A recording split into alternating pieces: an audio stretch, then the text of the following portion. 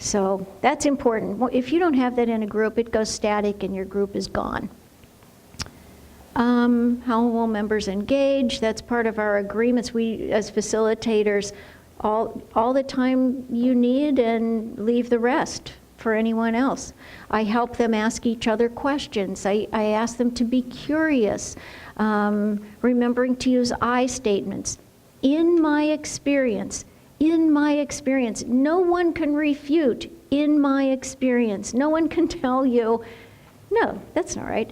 In my experience. Actually giving them some rote things to say really helps prime the pump. And then always helping each other move to the next phase. So, how about if I stop talking for a second? Any questions? Yeah.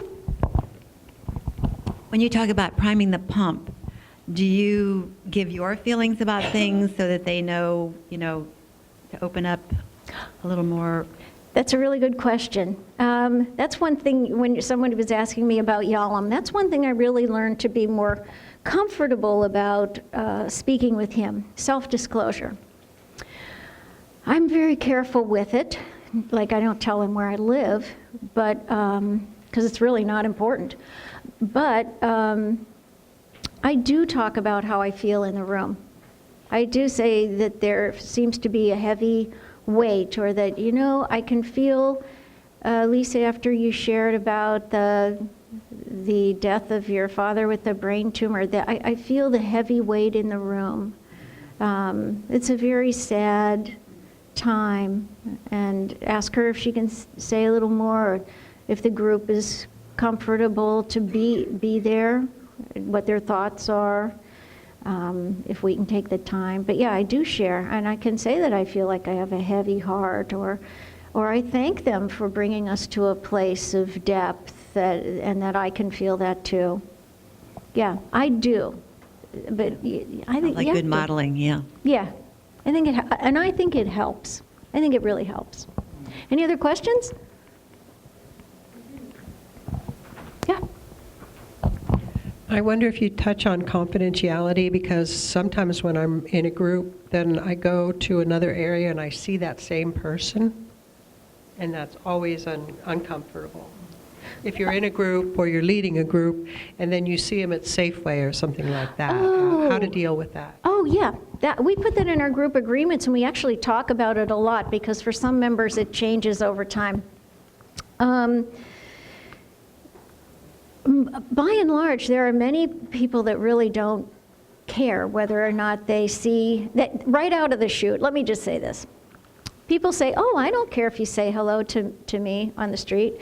In our group agreements, group is confidential. We don't socialize out of group. We don't email, text, or phone. And I can give an example of why in just a second. The group is closed, this particular group I'm thinking of, and yeah, we do. Mill Valley's not very big, and yes, I do run into them in Safeway and the farmer's market and a bunch of other places, as do many therapists. So we agree beforehand whether or not it's okay to say anything. And I tell everybody that I'm not going to acknowledge them unless they feel comfortable acknowledging me first. And they have to be comfortable introducing me to whoever they're with, if they're going to do it. And think ahead.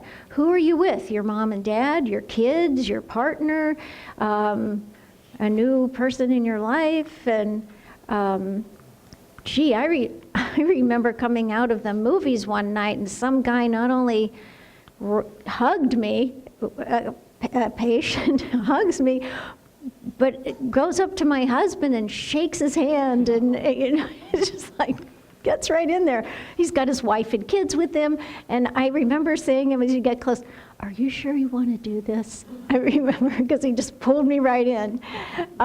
We ended up talking about it in the group for quite a while afterwards, because he was just so impulsive, and apparently he was glad to see me, and he wanted to know about my life, so he just invited himself in.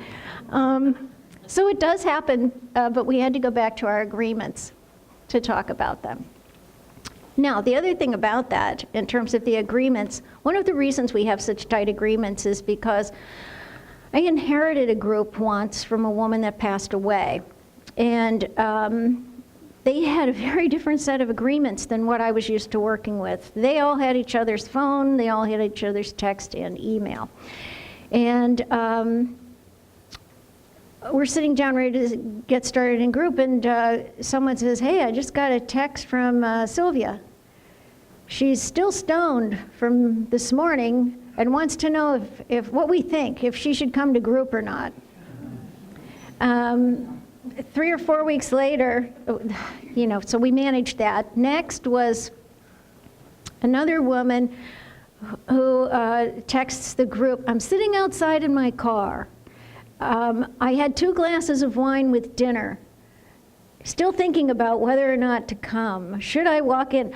Well, we're in group. We're busy working. We have a task. And now, suddenly, is our task supposed to be, this woman out in her car on the street? So those are our agreements. Those are our boundaries.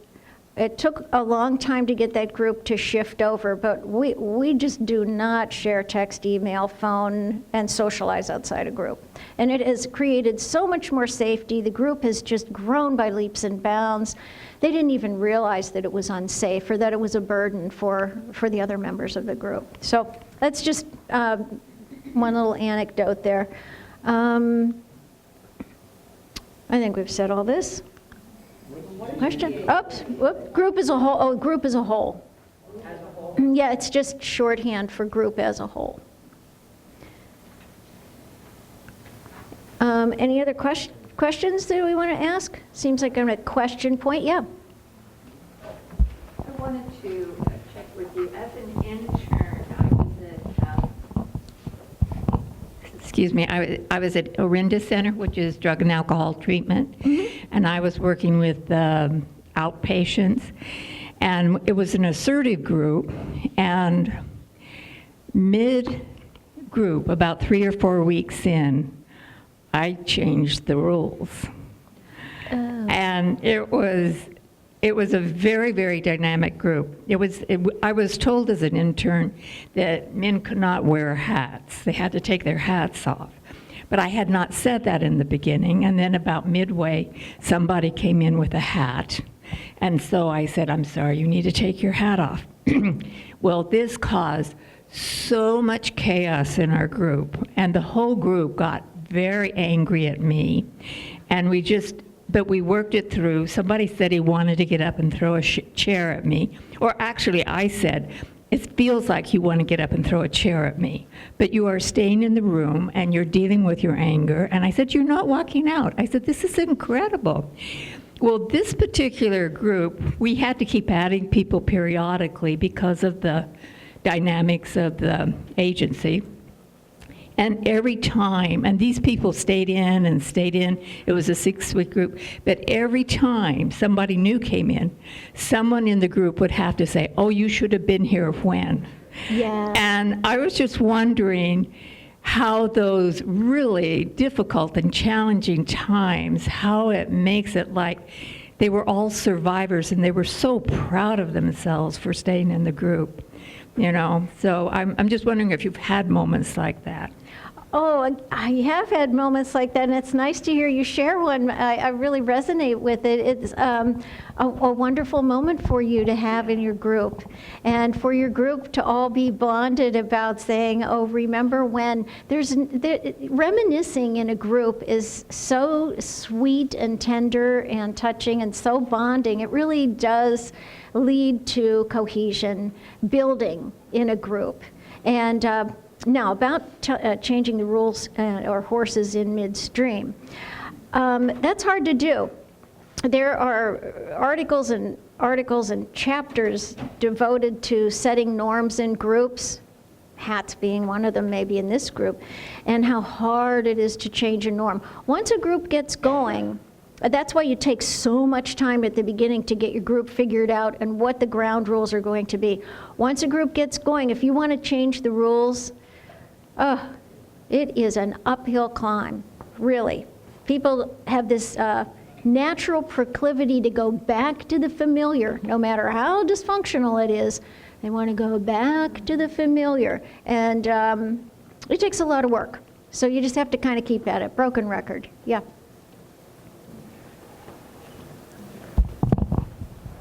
I wanted to share a different perspective on members calling other people, because when I led groups with hospice bereavement counseling, we actually gave a homework assignment for the members to call somebody else in the group because they're so isolated, they're in such pain, and they needed that icebreaker to be able to reach out for support. Yeah, I think that that's an excellent example, and it speaks to the wide variety of groups, and what a wonderful thing that you were able to do that and not feel like you had to be stuck to some traditional stodgy method of facilitating a group just because somebody in a book said that's how it was supposed to be done. I think we all have the license to be creative as group facilitators and do whatever is in the best interests of our clients. And firmly believe that I got a real great lesson about 20 years ago when I was working outpatient. We had a group, I was facilitating a creative arts therapy group, but psychodynamically based, for the schizophrenic and highly depressed population. One of the members was getting ECT the electric shock treatments every 3 weeks. Several of almost everybody in the group had a job. Many were on medication to address their schizophrenia and isolation and oh gosh, deep, sad depression, suicidal. Well, because it's an agency, we have a waiting room. And one day the receptionist and I were chatting, and she said, "Oh, you're the facilitator of the 5 o'clock group on Wednesday." She said, "My waiting room is getting fuller earlier and earlier every week." It turns out that the members of the group who knew our boundaries were, 5 to 7 or something like that, were met up in the waiting room, and it was up to 45 minutes, and she said that she's expecting they were going to be there for an hour very shortly because they wanted to socialize. They were still at the hospital. They knew they weren't really breaking the rules, and so they were social. So we changed. Once I found that out, we were able to bring it into the group. It was like some covert operation. And we brought it into the group and talked about it, and it was lovely. It was so touching. Next thing I know, one of the guys is into opera, and he has enough tickets to take everybody in our little group to the opera. And then another guy gets tickets to the baseball game. He takes everybody to the baseball game. And this was their group from 5 to 7 every Monday, but they expanded it. They were very isolated. And I have to say, it just warmed my heart so much. I'll never forget what that group taught me. And the only group agreement they made was that everybody was invited all the time to anything outside the group. All 6 or 7 of them en masse would attend everything together. And that was it really became a community. It did. It did. In the true sense of the word, group, that's what we're trying to do anyway, but with all these rules. So, yeah. On the last slide, you said something about managing the difficult client. I'd like to maybe say a little more about that. I've been in situations where I had to ask somebody to leave. Oh my God, that's hard. Yeah, it was really hard. Well, it could have been harder than it was, actually. But at any rate, maybe just talk a little bit about when there's someone who's really, really disruptive.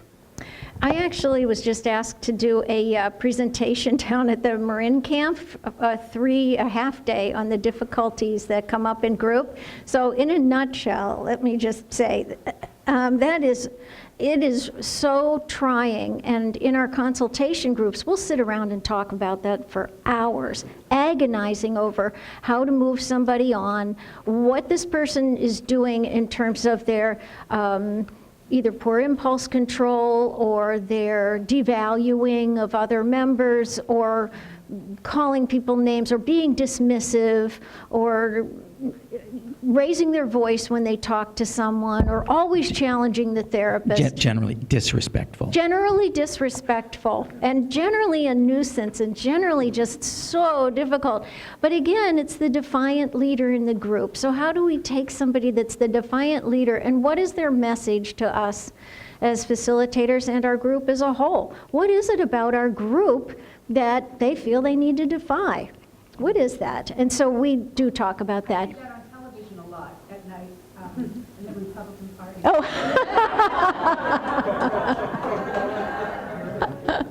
This is quite a year, isn't it? That's right. Oh my goodness. Does that help at all? It's just a little it's hard. smidgen. It's hard. Yeah. I think it's very hard. And I have asked people to leave. It finally comes down to maybe this isn't a match. Maybe this isn't working for you. You seem so unhappy. It's unfortunate. Right, and this is why when I said it could have been harder than it was in my case, because he said, I don't think this is right for me anyway, so Yeah. I think he realized what was happening. Yeah. Yeah, I've had that happen with groups, and it's been amazing. I've done groups for survivors of sexual assault for many years, and when that's happened, it's been a real good challenge for the rest of the group members to draw them out to be the ones that finally have a voice. And once they've had their voice, it seemed to have quieted that one disruptive member. So really it was, please, everybody, where are you? And that was what this one particular person's message was. Yeah, there are many disagreeable and unhappy people in our groups, and disruptors, and stir the potters. Yeah. Do you have any suggestions when you do ask somebody to leave, how you go about it? Are you just protecting the group and you need to get them out? Or is there anything that you're doing to build a therapeutic bridge for them? Oh, I actually meet with them individually, and we talk about how they would like the group to be, and is the group meeting their needs, and what their experience is, and we come to a mutual agreement about it. I don't tend to have a closed door policy. I can't even think of anyone, actually. I leave the door open for people to get in touch with me if they want to return at any time. I've never said, do not pass go directly to jail. Does that help a little bit? Yeah. You had mentioned early on structuring the group that you would have an initial interview and sort of assess the needs. So do you keep an eye out for personality disorders and I do. Write a match? So issues Mm-hmm. that I would think you could bypass. Yes. Some of this, though, you never know. Usually you can. You're right. You don't always have a magic crystal ball. I don't take more than one at a time in a group. It's one is enough. And if I get two, they're always after each other. They find each other. If I've had more than one psychotic person in a group, they find each other. Even though they look fine on the outside, they find each other. So it hasn't been helpful. It's not helpful at all. It's better to have the homogeneity or one. So That speaks to even your vision of the group then and what the goal is. And so the constellation of what you're dealing with. yeah, it's a lot about me too and my experience. I want to have a successful group. And I have things that I'm moving toward with that group, and the members of the group have things that they're moving towards. Oftentimes personality disordered clients do not. They get askew, they're off on a tangent, and I'm always reeling them back in. It's a lot of work. So it's just better for it. It's also a bit destructive and damaging for the members of the group. Yeah. Yeah. Yeah. I was just going to respond that I use the model of having a psychoeducational time-limited group in addition to the 3 long-term groups that I lead. And if someone appears that they may be problematic, and you can get an intuitive feel for this, as Lois has mentioned in your preliminary interviews with them, I steer them towards the psychoeducational group where I can observe them for 9 weeks and see if they feel like they could actually become a member of a more advanced group. Oh, I think that's excellent. That is excellent. I forgot to mention that we can refer between groups. We do have a lot of colleagues that we can refer to, and maybe another group is better than the one I'm facilitating at the time. And for you to have those 2 groups within the purview of your practice, that's excellent. I mean, to be able to move them from psychoed, educational setting, very highly structured, to the more interpersonal, less structured environment. That's excellent. And Wish I then had the that. other piece that I did, as Lois mentioned, bringing in the problematic group member for an individual session. I have all of my long-term group members checking in with me individually as a requirement on a regular basis. I do too. So I have an opportunity to have that kind of exploration with them. And as Hal mentioned, most group members have their own ambivalence, and you can play upon that, so to speak, when you work with them and you need to move them out. So it becomes their idea that they need to exit, not yours. Yeah, that's really true. Excellent ideas. And it's reminding me that, yes, I do meet with my clients individually at certain points throughout the year, and it makes a huge, sometimes 4, as many as 4, twice for sure. It gives an opportunity for me to touch base with any of the subtleties that I may have missed of what was going on in group. You know, we're watching 6, 7, 8 people at a time. It's not like just you and me. You're always scanning, you're always listening, you're always gathering. Yeah. How do you deal with that then coming back to the group after you've met with them individually? Does that get discussed at all in the group? Oh, yes. Oh, yeah, everything is open. I even set the appointment in the group. Yeah. Yeah. So, say you're putting together this group, you've interviewed potential members, you've interviewed one member, new possible member, and you realize they really are borderline, they're not going to fit. Where do you refer the person to a psychoeducation group? I mean, where do you refer them? Oh, depending on what their goal is, why they wanted to be in a group, I get that information and then find either someone that specializes in it, what I usually do, rather than not just leaving them hanging. Part of the concern and that we all as group facilitators, or I don't know, maybe some of it, in individual practice as well, probably, is that feeling of rejection. I have to work very, very hard to say that this is not a performance piece, this is not a job interview. This is a group, this is how the group is organized, these are the topics we discuss, these are your goals, these are the group goals. That is not a match, but that has nothing to do with you as a person. You sound like you're motivated, interested, you're reliable, you're dependable, you've made every phone call and every appointment, but I think that this group actually, maybe it's an eating disorder. I think that for you to get started in this 12-week group for eating disorders or this year-long group at, such and such an agency, it may just make more sense right now. And then, you're always welcome to call me again. Yeah. Do you co-facilitate your groups? I co-facilitated almost 25 years, and right now, no. And I have to say, I love both, but there's something about totally doing it on my own. When I made the decision to do it, it was good for me, just to be the only one. I wasn't either teaching someone or I wasn't having to collaborate or compromise or manage their feelings or be concerned if they were going to be critical of me or why did I say this and why didn't I do that? I was so tired. So it's kind of nice being a one-woman show at times, actually. Yeah. That other slide, facilitator challenges. Next? Was that next? No, it was There we go. I think it was the second, the third, and the fifth bullet. I was curious a little bit more about any of them or all of them. Second, maintain a healthy functioning group.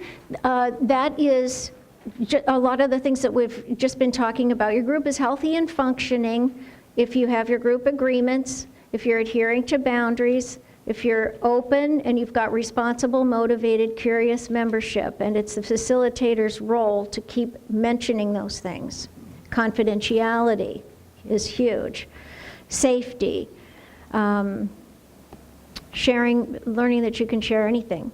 Healthy functioning group. If you're sitting around there and you can hear crickets, things aren't functioning.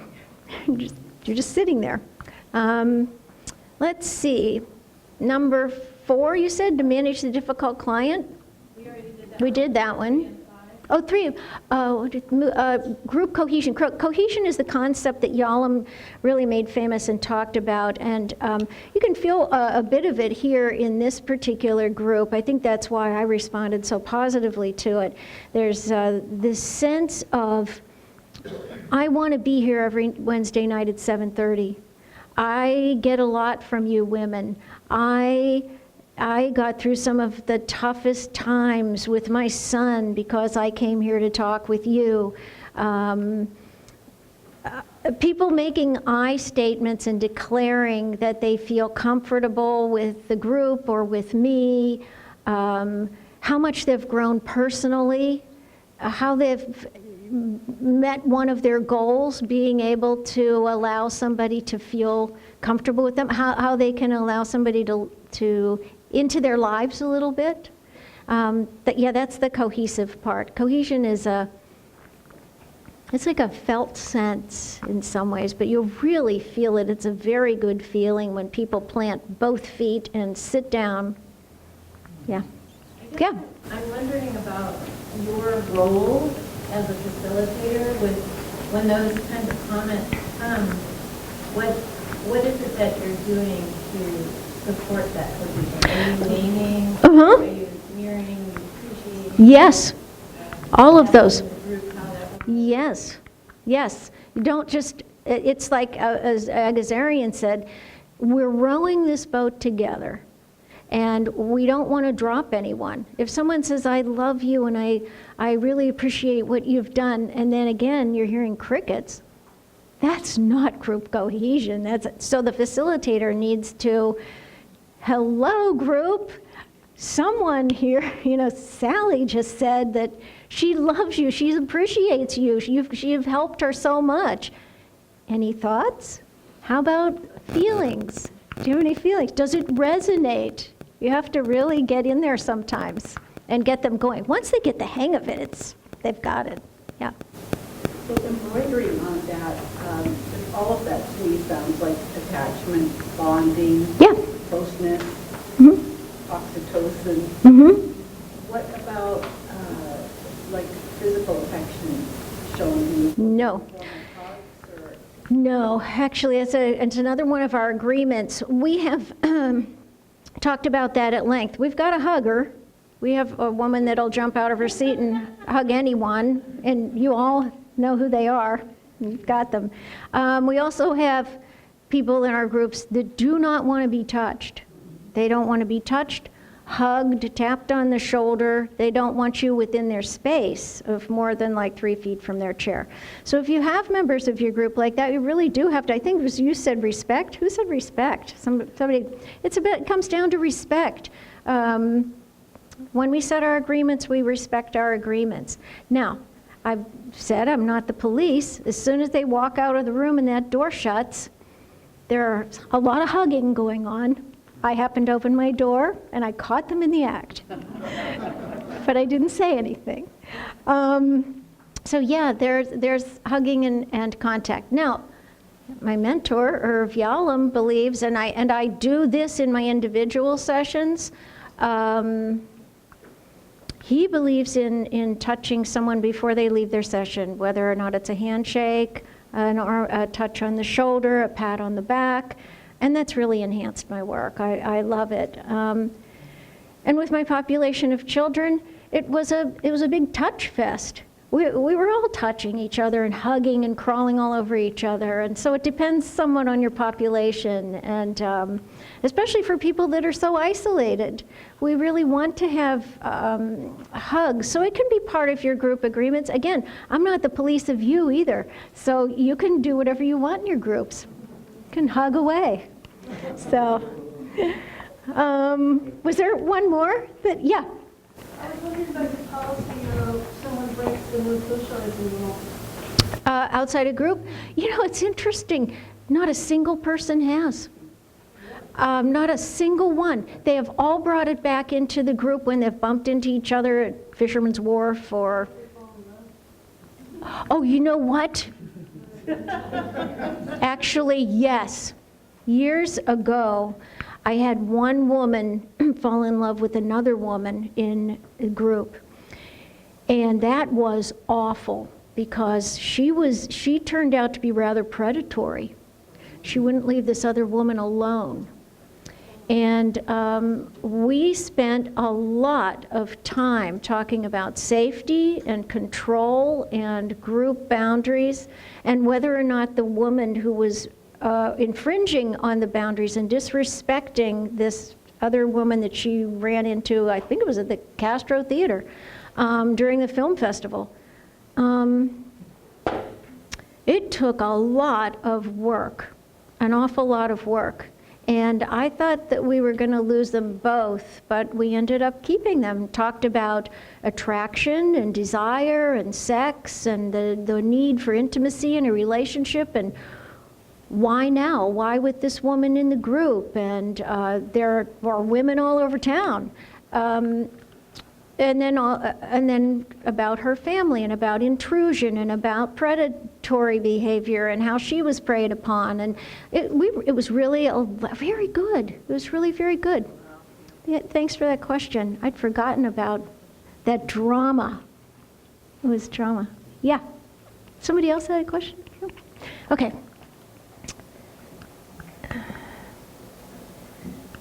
Assessments, we've talked about all of this. Talked about this, agreements, group begins and ends. I actually, substance use. Did I say that I talked about it? I don't want anybody coming to group stoned. I'm not stoned, and I ask them not to be stoned. I'm not drunk when I walk in. I haven't had 2 cocktails before group. I ask that they don't. We're all committed to working together, and we're all on the same page. No altered state till later. We talk about that as a group pretty regularly, and they're really tight about it. People in the group watch for that. Are you stoned? Is that alcohol? Do I smell alcohol? They're all over it. Let's see. Termination? Oh, I'll talk about termination. How much time do I have? What's the time? 14 minutes? I'll talk about that in a little closer to termination. Agreements, we did this. These are the therapeutic factors. I'm just going to run through these real fast. You took this in graduate school, but there are 10 or 11 of them. Irvin Yalom took these in the old days, note cards, and he passed them out to everybody after they ran a series of 20 groups each time. And he did this with many, many, many groups, and he had a bunch of graduate students, so he handed them the index cards, and they put them all into categories, and that's how they got these 10 or 11 factors. And this is something that all facilitators really do have to be aware of in group. You really want to be fostering this sense of universality, altruism, this sense of hope. You know, you've got some people in your group that feel, oh, I'm never going to change. I'm just going over the same old stuff.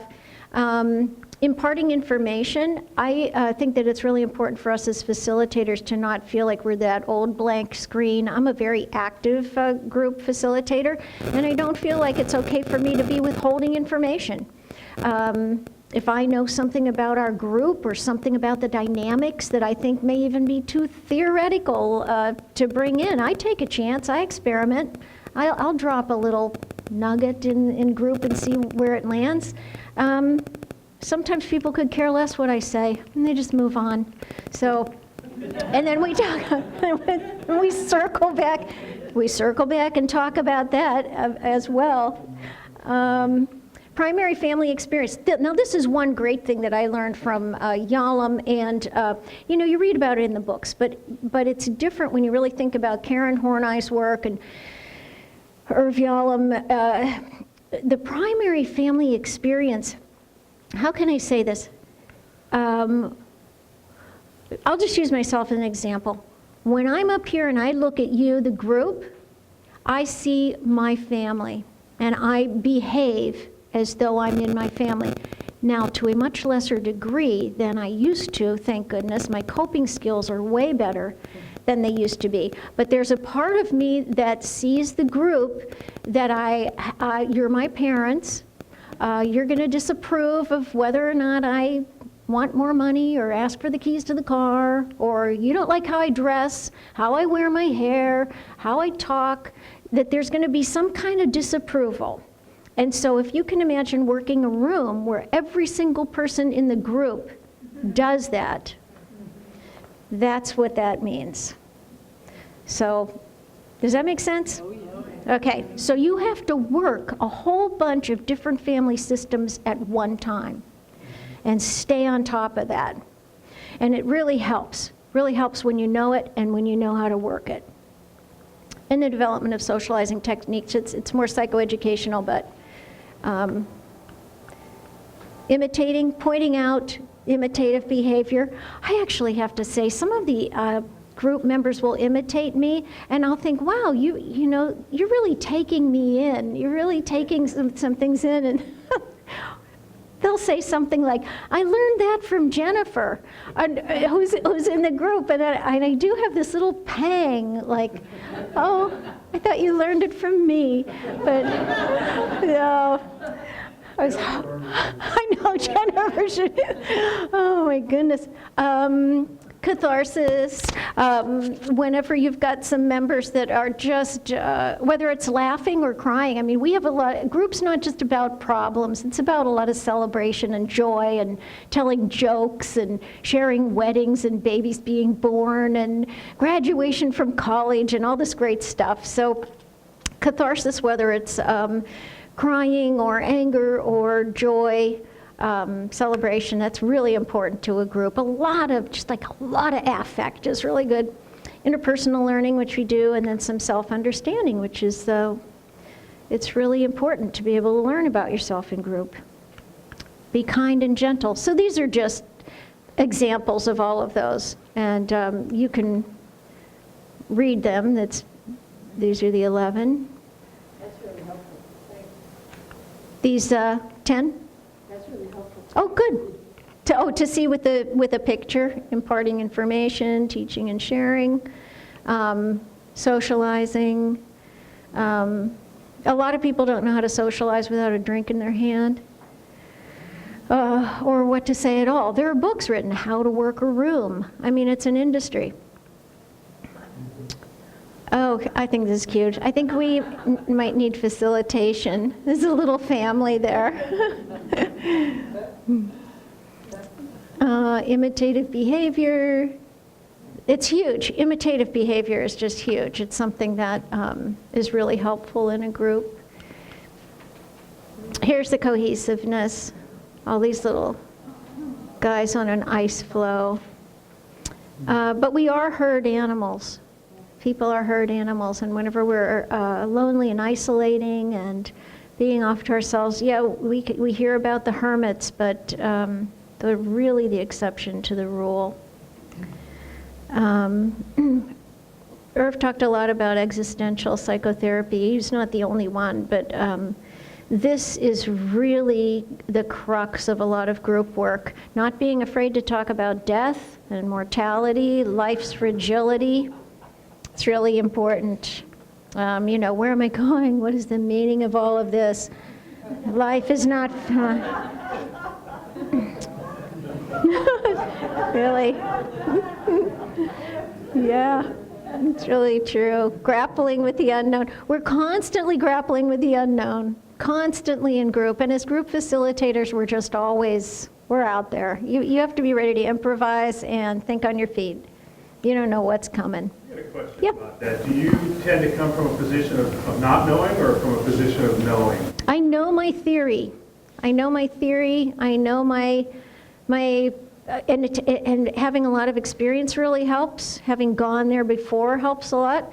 But I like the adventure. I sort of have to say I'm a little bit of a junkie for the unknown. What's going to happen? Where are we going to learn? How are we going to learn together? How am I going to grow from this? And what have we co-created? Where are we going? That's the thing. I like that energy, that give and take in group. I really do. I don't like the stagnant part. Self-awareness. Oh yeah, this person is like screaming at the table there. It's almost like she doesn't get it. So we do a lot of feedback in our groups. We talk about what people think of what so-and-so just said and what they did with their hands and what tone of voice and how they said it. And there's insight. Questions. These are some of the theories that I use. Tuckman is storming, norming, and forming, and I'm going to just quickly have you take a look at those, and then I'll talk about leaving the group. Facilitators really should know. This is 1965, and it still works. Trust versus mistrust. I guess Beyond was even before that. With your group agreements, storming, that's Tony and Vicki. Norming, safety, and cohesion. That's hard to change. That's why it's so hard to change. Who asked me that question about norms in group and changing the rules? It's really hard to change because it's so familiar. But you really have to get it nailed. Performing, feeling comfortable thinking on your feet in group. People are going to ask you a question. What are you going to say? It's like constant challenge.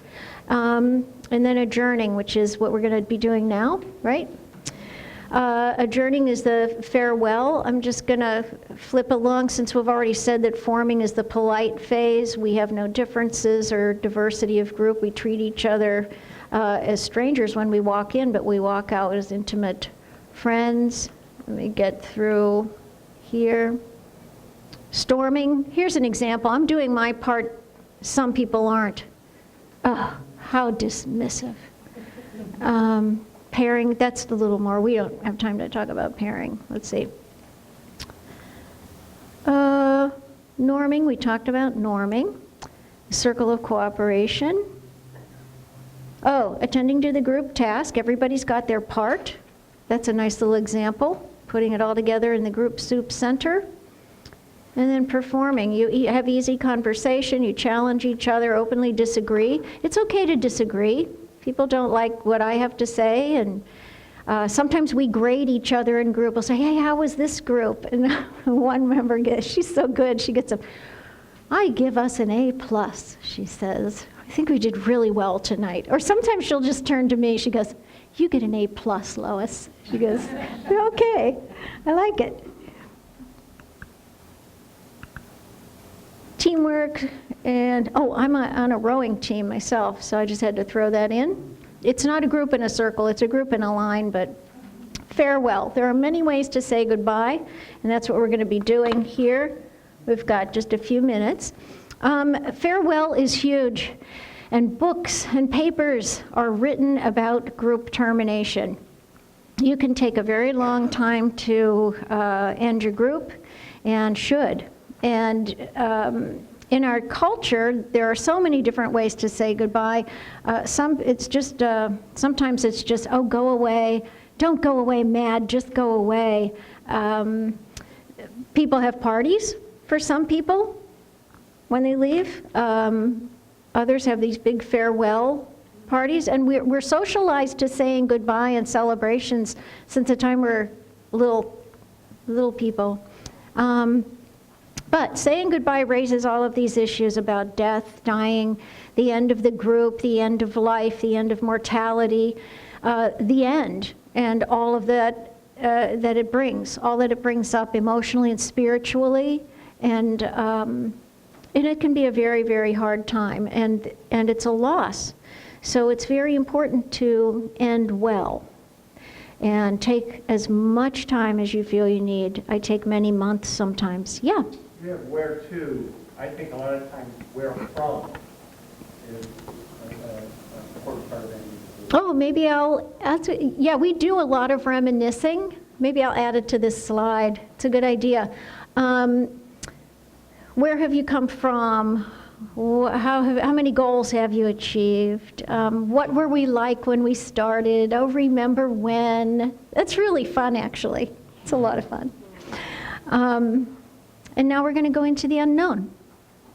So is it an adventure, or is it frightening, or is it both? Or these were just some resources. They're on your handouts there, and that's Irv's book. I had to show it. Couldn't stop myself. Here's a couple of others. Actually, Theory and Practice of Group Counseling is pretty good. It's a text. It's okay. It's good. It's good. It's really good. Obviously, I like Irv's better. Basics of Group Psychotherapy is pretty good, too. Mackenzie. There's AGPA. Just had its big conference. If you ever get a chance to go, if you're interested in groups, it is worth every minute. And scholarships they have. And that's it. We have our conference coming up at Asilomar quickly. And then I'm going to be starting 2 consultation groups, one here in Marin and one in San Francisco, based on the first hour will be our own group process, and the second hour is we bring all of our client cases and discuss them. And you'll get a sense of what it's like to feel like you're clients in a group, and then bring up any dilemmas or difficulties or challenges that you have. So that's it. That's the end of our presentation. There's my contact info, and it's actually on your sheet. And that's it right there. So, the end. Oh, yes. Are you open just for a couple questions? Yes. Okay. So when you write your notes, it's just a practical question. Do you write about the group as a client, or do you write each individual? I write about the group as a client, and I write in a circle. So I put a circle, I put all the chairs, and I put all the names, and then I write it in a pie chart diagram. The things that, the issues that you were asking me to be a collective unconscious somebody, that's one way how I gather a lot of my information is I actually have it written so that it's on like a pie chart, and then I can see what the main issues are, and sometimes I'll synthesize it and bring it back next group. Okay, thank you. Thank you for teaching us and for affirming our group. Oh, yeah. Really is a good group. I like you. We feel that, I would say. I feel it. Oh, good. Good. Oh, thank you. I love it. Fun. Thank you. Thanks so much. Yeah, it was great. Come back anytime. I will come back. And there's my timer. We're over.